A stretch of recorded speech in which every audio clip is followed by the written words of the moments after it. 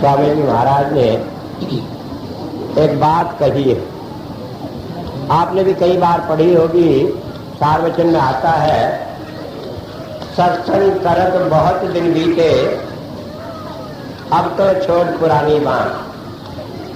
अब बात तो छोटी सी है, लेकिन इसमें धर्म के सारे तत्व को दे दिया गया है। जब हम कहते हैं सत्संग, तो सत्संग क्या है? सत्य कहते हैं जो कभी बदलता नहीं, और केवल परमात्मा ही एक ऐसा है जो कभी बदलता नहीं। संसार में बाकी दूसरी कोई चीज ऐसी नहीं है जो कभी बदलती न। तो इसलिए बताया कि परमात्मा का संग करना, उसका दर्शन करना और उसकी प्राप्ति करना, ये मनुष्य जीवन का लक्ष्य था। पहले जब मैंने सत्संग का काम संभाला तो मैं एक बात से ही अपनी बात शुरू किया करता था कि परमात्मा की भक्ति करना, उसकी प्राप्ति करना ही धर्म है। और अपने इस जीवन के 25 सालों में मैंने हर बार यही बताया है कि अगर हम इस जीवन में परमात्मा का दर्शन नहीं करते, उसकी प्राप्ति नहीं करते, उसके साथ नहीं जुड़ते, तो हमने कोई धर्म का काम नहीं किया। तो स्वामी जी महाराज ने कहा है कि हमारे जीवन का उद्देश्य परमात्मा की प्राप्ति करना है, और इस काम को करते हुए हमें संत की शरण में जाने पर इतना समय बीत जाता है, लेकिन उसके बावजूद भी हम कहीं ना कहीं अधर्म के रास्ते पर चल निकलते हैं। ये पुरानी बाण, पुरानी आदत क्या है कि हम धर्म से अधर्म के रास्ते पर चल जाते हैं। संत आते हैं इस संसार में हमें अधर्म के रास्ते से हटाकर धर्म के रास्ते पर लगाते हैं। दुनिया भर के देवी देवताओं से, पाखंड से, उल्टे सारे कामों से छुड़ाकर हमें परमात्मा की भक्ति के रास्ते पर लगाते हैं, और बाद में हम संत के अनुयायी होकर भी अपने जीवन में जब संत चले जाते तो उसके बाद कहीं ना कहीं उल्टे रास्ते पर चल निकलते हैं। कैसे चल निकलते हैं कि जैसे कि मैंने कई बार सत्संग में जिक्र किया कि हमारा गुरु से प्यार होता है। क्यों प्यार होता है? कि उसने हमें धर्म के रास्ते पर लगाया, उसने हमें अधर्म से हटाकर सही रास्ता दिखाया। वो हमारे दुख सुख में, हमारे जीवन में, हर मुसीबतों में हमारे साथ बाहर और अंदर रहता है, लेकिन उसके बावजूद वो हमें रास्ता दिखाने वाला है। लेकिन कहीं हम अपने प्रेम के कारण जीवन में भूल कर जाते हैं। कई लोग होते हैं गुरु की तस्वीर ले जाकर घर में टांग लेते हैं, उसके बाद भोग लगाने लगते हैं, प्रसाद लगाने लगते हैं, मिठाइयां उसे चढ़ाने लगते हैं। कोई बात पूछे, क्या गुरु को खाने को नहीं है कि आप देंगे तो वो खाएगा? और क्या आपको अच्छा लगता है कि मीठा लगा दिया, चीटी उसके ऊपर घूमती फिरे? आप ये कोई अच्छा काम कर रहे हैं क्या? और सारे जीवन भर जिस चीज को उसने कहा कि परमात्मा हमारे अंदर है, हम उसी की भक्ति करें, उसे छोड़कर फिर हम जड़ पदार्थों की भक्ति करने लगते हैं, तो ये कौन सा हमने गुरु का कहना माना? तो बात ये समझ लेने की है कि कहीं अपने प्रेम के वशीभूत होकर, कहीं हम अज्ञान में पढ़कर, कहीं हम दूसरों की देखा देखी करके धर्म के रास्ते से विचलित हो जाते हैं। एक बात ये समझ लेनी की है कि धर्म में केवल परमात्मा की भक्ति करना बताया है। अगर हम परमात्मा को छोड़कर दूसरे किसी की भक्ति करते हैं तो हमने अपने लिए नरकों का रास्ता तय कर लिया है, हमें उससे छुटकारा होगा नहीं। चाहे आप गुरु की पूजा करें, चाहे आप किसी और की पूजा करें, चाहे किसी देवी देवताओं की पूजा करें, अगर छुटकारा होगा तो केवल परमात्मा की भक्ति करने से छुटकारा होगा और किसी से नहीं होगा। कई आदमी हमें उल्टे रास्तों पर लगा देते हैं। हम जीवन भर मूर्तियों की पूजा करने लगते हैं और उन मूर्तियों की पूजा करने लगते हैं जो हमने अपने हाथ से गढ़ी, अपने हाथ से बनाई, अपने हाथ पर रखी, पूजी, उनके आगे मत्था टेकते हैं, कहते हैं हमारा ये काम बना दे। मैंने कई बार पहले भी बताया, मैं बचपन में जब आर्य समाज में था तो आर्य समाज के उपदेशक अक्सर एक बात कहा करते थे, आप ही लिपे, आप ही पोते, आप बनाई हुई बनाती है। औरतें दीवार लिखकर पोत कर उस पर लिख लिखा कर बना देती है। भीतों में से लड़के मांगे, अकल कहाँ रह गई कि दीवार के आगे हाथ जोड़ जोड़ कर कहती है कि वही माता मुझे लड़का दे दे। दीवार को ही लड़का दे दे भी उसके अंदर लड़के रखे हैं। ये हमारी अकल का नमूना। हम गोबर ले आते हैं, मिट्टी ले आते हैं, गणेश बनाकर रख देते हैं और उसके आगे मत्था टेक के फिरते हैं। और ये हमें किसने बेवकूफ बनाया? उन लोगों ने जिन्होंने धर्म को अपना धंधा बनाया हुआ है, जो धर्म के नाम पर आज समाज को लूट कर खा रहे हैं। उन्होंने अपना धंधा बना लिया कि भगवान के नाम पर कई प्रसाद बन रहे हैं, कई कपड़े चल रहे हैं, कई सोने का मुकुट चल रहा है। अरे क्या फर्क पड़ता है पत्थर की मूर्ति को कि उसे आप सोने से लाभ दे या उसे कुछ भी न कहना है। अगर भगवान है तो इस इंसान के अंदर है जिसके अंदर वो खुद मौजूद है। अगर भगवान की हम कोई सेवा कर सकते हैं तो केवल मनुष्य की सेवा करके हम भगवान की सेवा कर सकते हैं। और अगर कोई सोचता है कि भगवान की सेवा गरीब आदमी की जिसे जरूरत है उसकी सेवा के अलावा कोई रास्ता हमें बताता है तो वो हमें धर्म से हटाकर अधर्म की ओर ले जाता है।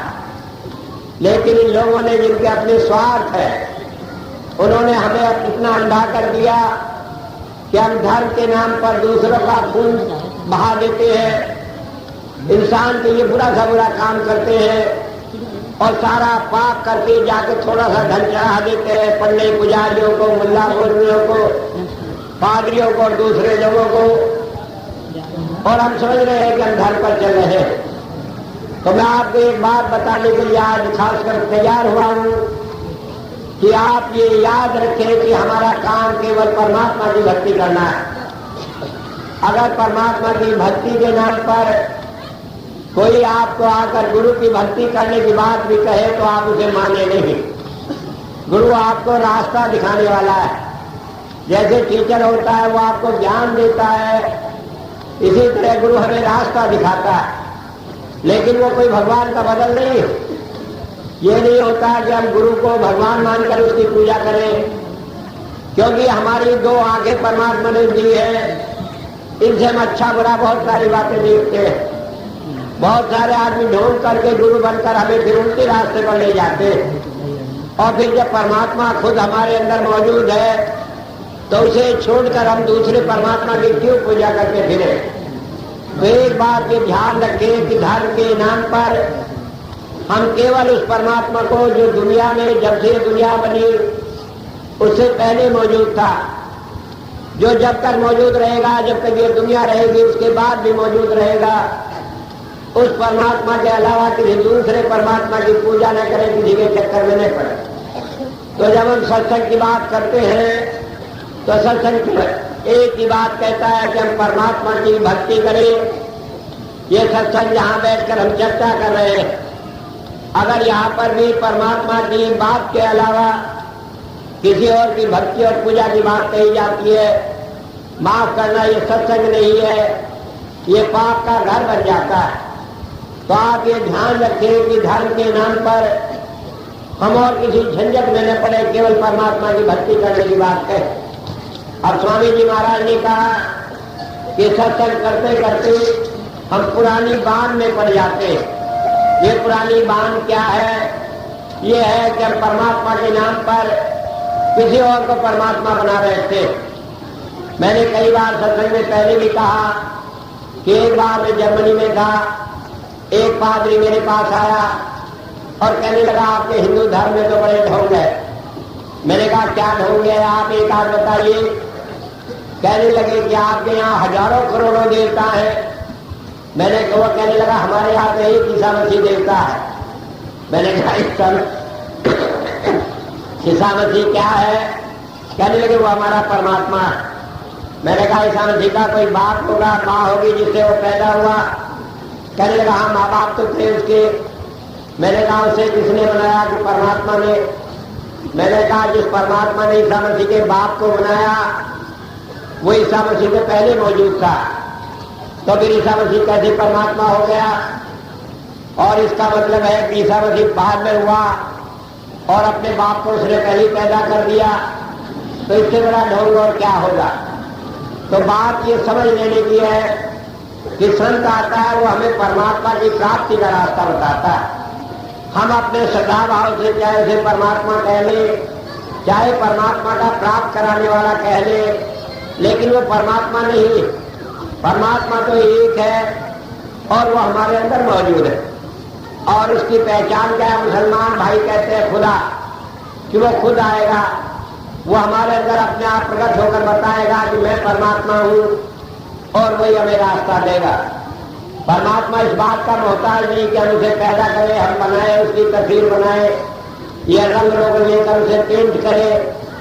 ये तो केवल मन को समझाने के लिए, जैसे बच्चे को पढ़ाने के लिए ऐसे एप्पल बताया जाता है, और एप्पल या सेब का सहारा इसलिए दिया जाता है कि बच्चे की बुद्धि उधर लग जाए। ये प्रतीक समाज में रखे थे, और उन प्रतीक का उद्देश्य था कि हम उनके सहारे बात को समझ ले।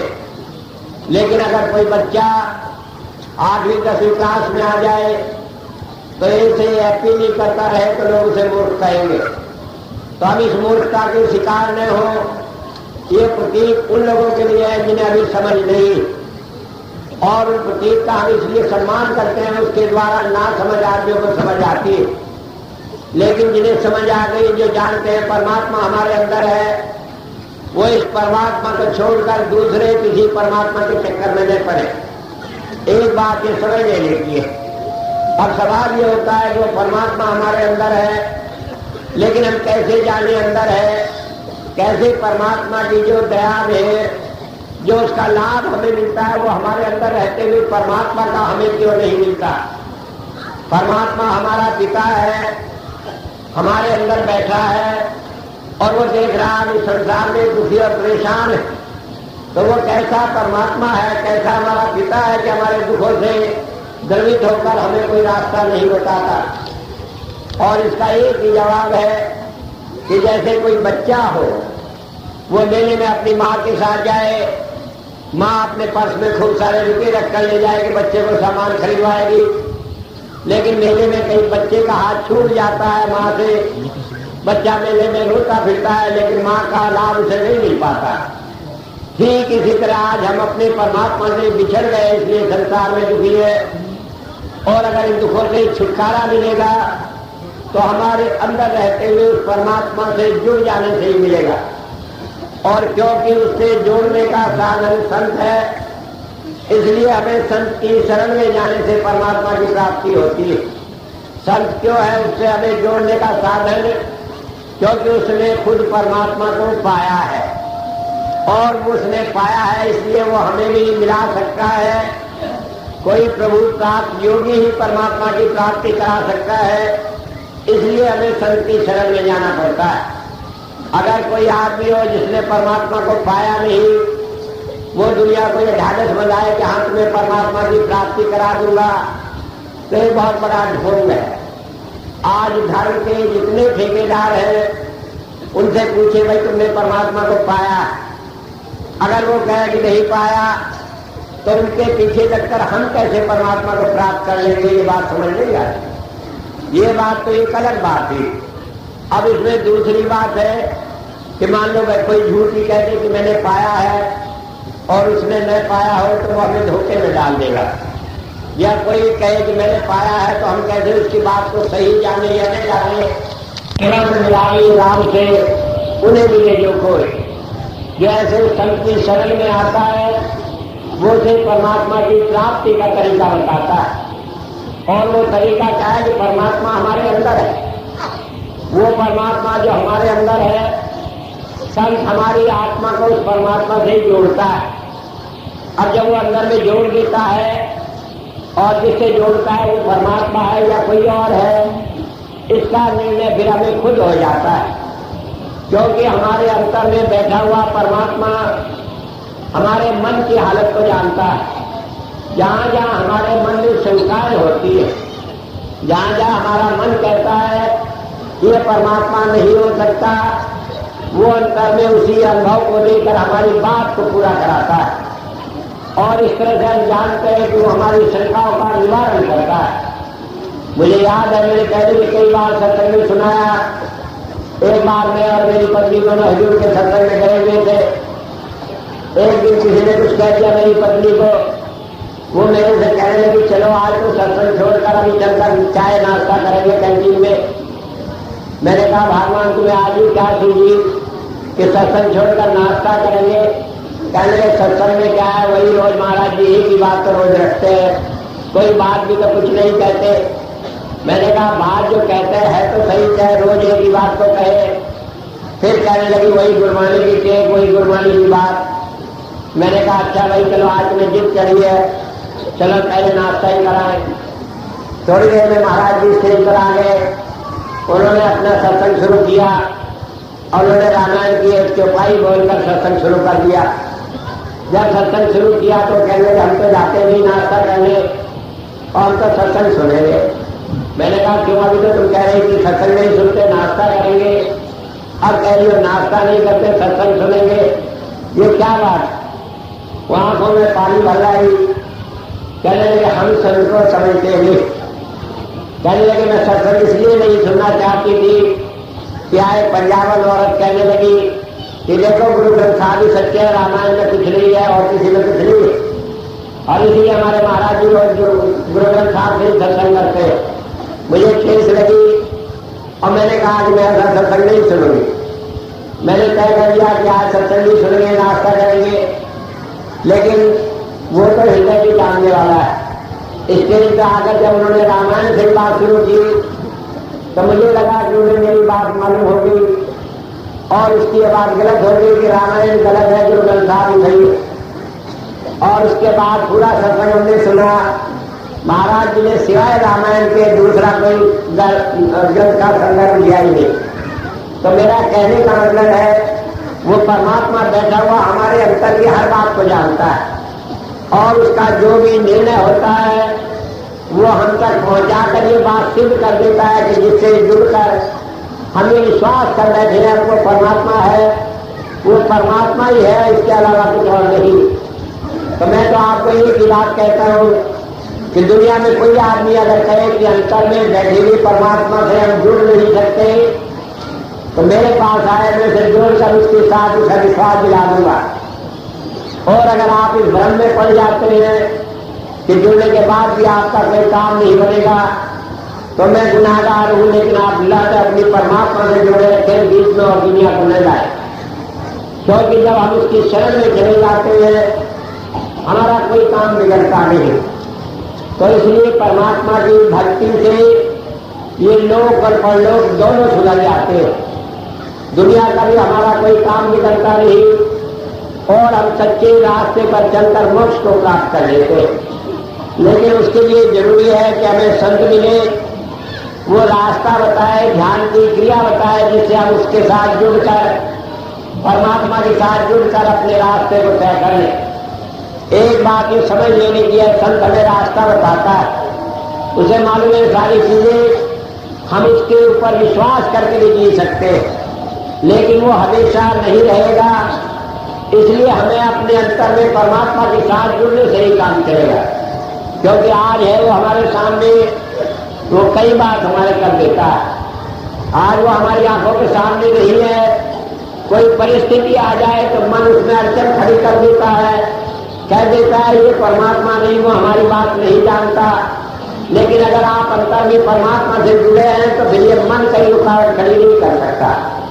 तो इसलिए जब जब संत इस संसार में आते हैं लोग उनके पीछे लग जाते हैं, साथ लग जाते हैं। जो कहा करते थे रूहानियत की बाढ़ आ जाती है, लेकिन उनके चले जाने के बाद फिर वही हालत हो जाती है। लोग बिखर जाते हैं इधर उधर, कई पत्थर में, कई पानी में, कई ढोंग में, कई ढकोसलों में, कई पीर पर, कई पैगंबर पर, कई गोबर के, कई मिट्टी के गणेश बनाते हुए उनकी पूजा करते दिखते हैं। और इसका कारण ये होता है कि किसी समय में, मुसीबत के समय में हमारा ध्यान अपने अंतर में परमात्मा को छोड़कर बाहर कहीं चला जाता है और जब काम नहीं बनता तो हम विचलित हो जाते हैं। तो इसलिए जरूरी है कि आप अपना विश्वास बनाए रखें। और मैंने कई बार पहले कहा था कि मैंने जब हुजूर ने मुझे काम सौंपा तो उन्होंने मेरे उनसे 4 बातें हुई। पहली बात ये थी कि मैं कभी पैसे के लिए किसी के सामने हाथ न पसारूं, वो सारे अपने आप काम खुद करे। और आज 25 साल में हमने बिना एक पैसे के सारे काम शुरू किए और सारे काम हो रहे हैं। सेवा के लिए हमने किसी को नाजायज तरीकों से नहीं हटाया, जो स्वेच्छा से देता है उससे ली, और इतने सारे बड़े काम हो रहे हैं। दूसरी बात हमने कहा था कि जो आदमी आएगा आप प्रेरणा देंगे, मैं नाम दूंगा, लेकिन मैं किसी को नाम के लिए कहने नहीं जाऊंगा। और आज इन 25 सालों में मैं दावा कर सकता हूं कि हमने किसी को बहका फुसला कर नाम नहीं लिया।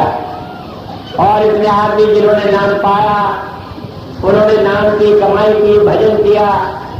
और यह आज पहला अवसर है कि 5 लाख आदमी ने जिन्होंने नाम लिया है, उनमें से बहुत सारे आदमियों को अंतर में धुन और नाच और उन्हें अंतर में रोशनी दिखाई देती है और उनके अपने अनुभव है। जब मैं यहाँ विदेश में सुनता हूँ कि हजारों लाखों आदमियों को अंतर में धुन सुनाई देती है, तो मैं दावे के साथ कह सकता हूँ कि आज तक इतिहास में किसी संत के समय में ऐसा नहीं हुआ। और उसका कारण केवल एक है, ताली पीटने का भी आपको मौका दूंगा, देखूंगा कितनी पीटेंगे, लेकिन अभी मेरी बात सुने।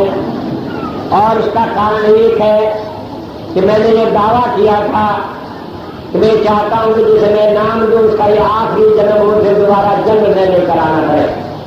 अब ये आपका नंबर है कि आपने इस रास्ते पर चलने सीखा है, सच्चाई को जाना है, और आप आखिरी दम तक अपने प्यार को गुरु के साथ जोड़कर ये साबित कर दें कि हम इस रास्ते से विचलित होने वाले नहीं। ये मैं जानता हूं अगर कोई विचलित होगा तो मोक्ष का अधिकारी नहीं होगा। मेरी बात के लिए उससे मेरी बात कटेगी कि मैंने कहा था सबको मोक्ष मिलेगा, और उसके लिए भी मैं तैयार हूं कि उन्हें मैं सीधा करके अपने आप रास्ते पर लगा लूंगा। लेकिन मैं चाहता हूं कि सब प्यार से ही लगे, मुझे वो हुजूर बाबा साहब सिंह जी महाराज का काम न करना पड़े कि जब धोबी देखता है कि कपड़ा साफ नहीं होता तो डंडा उठा लेता है। मैं तौबा करता हूं, मैं नहीं चाहता कि मेरी संगत को मुझे किसी तरह कष्ट देकर डांट कर इस रास्ते पर लगाए रहना पड़े, क्योंकि सबसे प्यार का रास्ता सीधा रास्ता है कि प्यार करने से परमात्मा को पाना सबसे आसान है। दुनिया में कोई भक्ति, कोई कष्ट, कोई तप, कोई जप ऐसा नहीं जो प्यार से ज्यादा युक्त हो। और इसलिए हमेशा मैं संगत में एक ही बात कहता हूँ जो स्वामी जी महाराज ने हमेशा कही है, तेरी चिंता मैं मनधारी, तू अचिंत होकर प्यारा। तो तुम्हारा काम एक ही है कि इस जीवन में जो बहुत सारा बीत चुका, थोड़ा सा बाकी है, इसमें अपने प्यार को गुरु से जोड़े रखे। मुसीबत है, कष्ट है, और धर्म की परीक्षा वास्तव में कठिनाई में होती है। अगर आपका प्यार जुड़ा रहेगा तो आप बिना कष्ट के इस जीवन में धर्म के रास्ते पर चलते हुए आप सीधे रास्ते पर निकल चलेंगे। लेकिन होता यह है, ऐसे में कई जगह से मुसीबत आ जाए तो लोग उल्टे रास्ते पर लगाने के लिए तैयार बैठे रहते हैं। ये देखो गुरु वाला है, इसकी क्या हालत है। भाई ठीक है, क्या हालत है, लेकिन हमने क्या जाना कितने हमारे पिछले काम है। किसी के भुगतान में कभी कभी कष्ट भी हो जाता है। अगर हम उस वक्त थोड़ा ढाढ़स मानने रखेंगे तो आपके हर काम बनेंगे, इसी जीवन में सारी सफलता मिलकर आपको सही रास्ता मिलेगा। और वही वह घड़ी होती है जब मुसीबत की घड़ी में हम धर्म के रास्ते से कई अधर्म के रास्ते पर चल निकलते हैं। तो इसलिए आप ये विश्वास रखें कि रास्ता आपका सही है। कई आदमी कहते हैं मरने के बाद हमें मोक्ष मिलेगी कि नहीं मिलेगी। हुजूर संत कृपाल सिंह जी महाराज, बाबा साहब सिंह जी महाराज ने खोलकर इस बात को बयान किया। कहने लगे, संत जब किसी जीव को नाम देता है तो उसकी जिम्मेदारी नहीं लेता, फिर काल भी उसका कुछ नहीं बिगाड़ सकता। और हुजूर कहा करते थे कि किसी सत्संग मरते समय देखो, कि जब मरते समय जब देखोगे तो मालूम होगा कि मौत के नाम से लोगों का बुरा हाल हो जाता है। लेकिन सत्संगी कहता है मेरा गुरु आ गया, और वो खुशी खुशी दुनिया को छोड़कर चला जाता है, उसे जरा भी मौत का गम नहीं होता। कबीर साहब ने कहा है, जिस मरने से जग डरे मेरे मन आनंद, कब मरूं कब पाऊं पूर्ण परमानंद। तो ये वह स्थिति होती है कि मौत के समय गुरु प्रकट हो जाता है, धुन खुल जाती है, उसका मन रुक जाता है और उसका ध्यान जुट जाने के कारण उसे शरीर छोड़ने में कठिनाई नहीं होती, और धुन खींच कर उसे ऊपर ले जाती है। फिर दोबारा वो जन्म लेकर इस संसार में आता नहीं। बात अटपटी लगती है, सत्संग में मैंने कई बार सुनाई, लेकिन अभी का ताजा किस्सा हमारे भाई रणवीर सिंह जी है।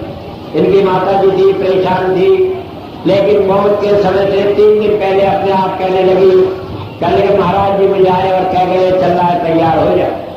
अब समझ लो किसी को वजह पता लग जाए कि तेरी मौत आने पर क्या बुरा हाल हो जाता है। लेकिन वो खुश खुश रही, और आखिरी समय में जब प्राण छोड़ी तो उससे जिस आदमी को नहीं विश्वास होता है उसकी भी आंख खुल जाती है कि अगर परमात्मा से नहीं मिला तो कौन आखिर मिला है जिसने इसके मन से मौत के भय को निकाल लिया। कौन मिला है जिसने जम को, जो सारी दुनिया को खून खून कर मारता है, जम को दूर कर दिया, उसके पास नहीं आता। तो ये कोई एक ढोंग नहीं है, संतों का रास्ता सीधा धर्म का रास्ता है। हम अपने जीते जी हजारों लाखों सत्संगियों के बीच में ऐसी घटनाएं देखकर ये जान लेते हैं कि सच्चाई है, जो उसके साथ घटी है वो हमारे साथ घटेगी। अगर गुरु उसकी रक्षा करता है तो हमारी भी रक्षा करेगा। और एक बात समझ लीजिए, गुरु की रक्षा करना इस बात पर निर्भर नहीं करता कि हम अच्छे या बुरे। गुरु की रक्षा करना इस बात पर निर्भर करता है, ये उसकी अपनी मर्यादा है। चाहे अच्छा है या बुरा है, उसे तो हरेक को ले जाना है। खाली इतनी बात है कि जो अच्छा है वही संसार में भी जीते जी खुश रहता है, जो बुरा है वही संसार में दुखी रहता है, और 2-4 गाली अपने गुरु को भी दिलवाता रहता है। कहने देखो ऐसा है, ये कहता है गुरु वाला है, तो क्या अच्छाई है इसमें। बाकी संत किसी को इसलिए छोड़कर नहीं जाता कि ये पापी, उसके लिए कोई जीव ऐसा नहीं होता जिसे वो ठीक करके, जिसे वो पवित्र करके मोक्ष में मिला दे। तो मैं इसलिए बता रहा हूं ये सारे ढंग लकोसलों में पड़े नहीं। बाहरी कर्म कांड कोई भी हमें परमात्मा की भक्ति में सहायक नहीं होता। अगर कोई ये कहता हो कि दुनिया का कोई भी काम हमें परमात्मा की भक्ति में सहायक है, तो मैं दावा करता हूं वो फिर सिद्ध कर दे। और मैं कहता हूं कि आप सारे कर्म कांड छोड़ दें, आप अंतर में गुरु के परमात्मा के साथ जुड़े रहे, गुरु के बताए हुए रास्ते पर चलते रहे। आपको जीते जी ही मरने से पहले ये प्रकट हो जाएगा कि हाँ परमात्मा आपके साथ है, आप किससे बात होती है वो आपके हर रास्ते में सहायता करके चलता है। तो ये कोई ऐसा धर्म नहीं कि मरने के बाद मोक्ष मिलेगी कि नहीं मिलेगी। हमें जीते जी परमात्मा मिलता है, और मरने के बाद फिर जन्म मरण से छुटकारा हो जाती है, मोक्ष मिलती है। तो धर्म के रास्ते में 4 बातें बहुत जरूरी है। पहली बात यह है कि हम केवल परमात्मा की भक्ति करें, वही हमारा इष्ट है। हम उसके अलावा किसी दूसरे चक्कर में नहीं पड़े, चाहे कोई आकर खुद ही कह दे कि मैं परमात्मा हूं। क्योंकि बहुत ढोंगी संसार में जिसका कोई ठिकाना नहीं।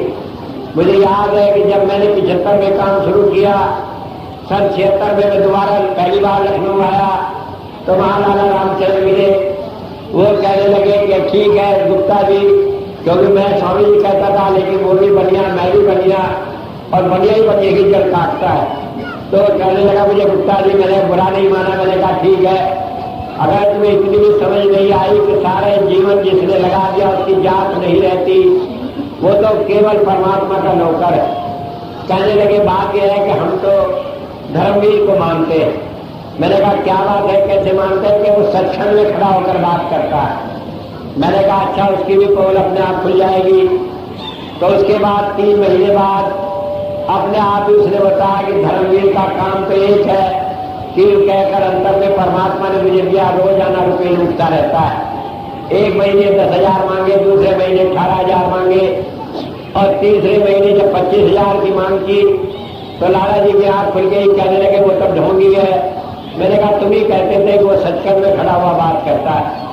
तो अगर कोई कहे कि हाँ वो संत से बात को आप नहीं माने, आप इस बात को माने कि वो आपको रास्ता सही दिखा रहा है। नहीं, अगर उसने परमात्मा के साथ जोड़ दिया आपको तो सही, अगर वो इसके बदले में आपसे रुपया पैसा धन इकट्ठा करके बटोर की इन सारी चीजों से धन कमाता है तो संत नहीं। क्योंकि कहा गुरपीर सदाए मंगल जाए ताकि गुरु न लग पाए, कि गुरु बनकर चेले बनाकर जो लोगों से रुपया पैसा लेता है वो ढोंगी है, भिखारी है, भिखमंगा है, उसके पास कभी जा करने लगो। ये देखना पड़ेगा आंख खोलकर कि जो हम उसे सेवा देते हैं क्या वो इसे अपने लिए काम में लाता है, क्या वो अपनी गुजर बसर के लिए काम लाता है, या उस सेवा को वो दूसरों के काम में लगाता है। तो ये बात समझ लेने की है कि संत भी पैसा लेते हैं, लेकिन उनका उद्देश्य उस सेवा को लेकर दूसरों के काम में लगाना है, वो उसे अपने काम में नहीं लगाते। तो आप किसी की बातों पर केवल उसके कहने से न जाए। हम तो संत की शरण में इसलिए गए हैं कि वो हमें परमात्मा के रास्ते पर जोड़ता है। अगर हमारे को उस रास्ते पर उसने नहीं जोड़ा और केवल वायदा करता रहता है तो उस चक्कर में नहीं पड़े। तो दूसरी बात धर्म में जरूरी है कि हमें संत की शरण में जाना पड़ता है, लेकिन इसलिए कि बिना गुरु के मुक्ति नहीं, इसलिए कि ढोंगी के चक्कर में पड़ने की जरूरत नहीं। गुरु का काम हमें रास्ता दिखाकर अंतर में जोड़ना है।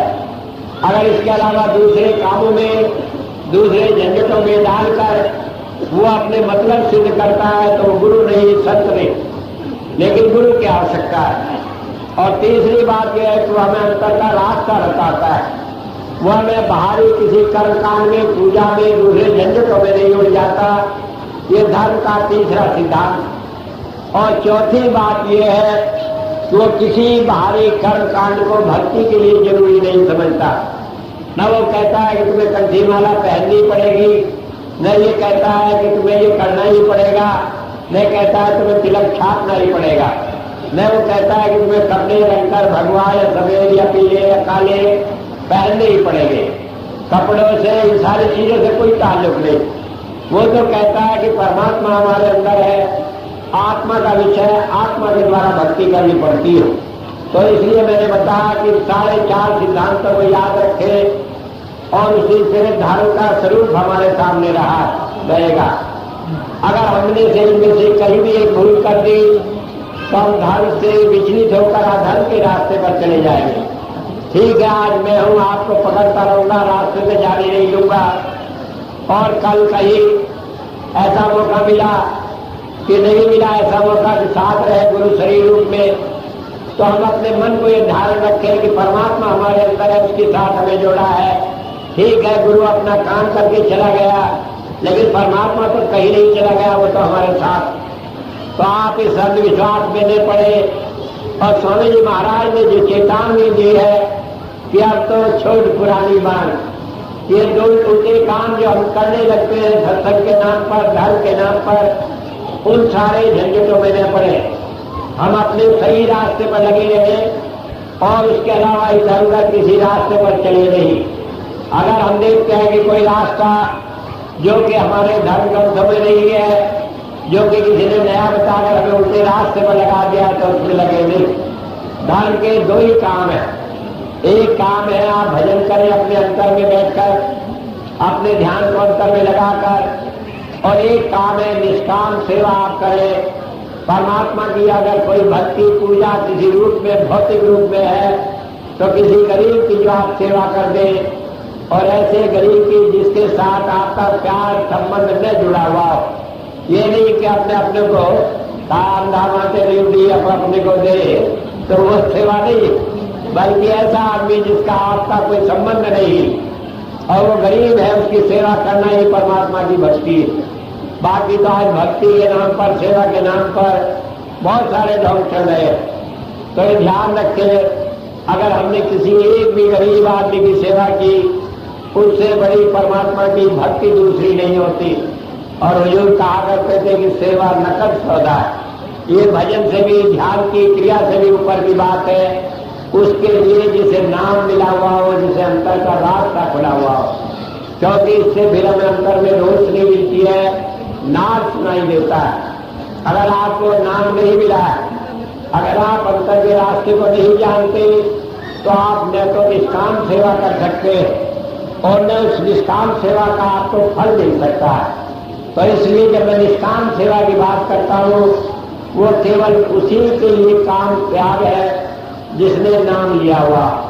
तो मैंने बताया 4 चीजों को ध्यान रखें और धर्म के 4 पिलर्स को, स्तंभ को अपनी निगाह से कभी और न होने दें। पहली बात यह है कि हम केवल परमात्मा की भक्ति करें। आज या कल कोई भी आकर आपको परमात्मा को छोड़कर गुरु की भक्ति, गुरु की पूजा करना सिखाए तो वो आपको पाप के रास्ते पर ले जा रहा है। दूसरी बात यह है कि गुरु की आवश्यकता है रास्ता दिखाने के लिए।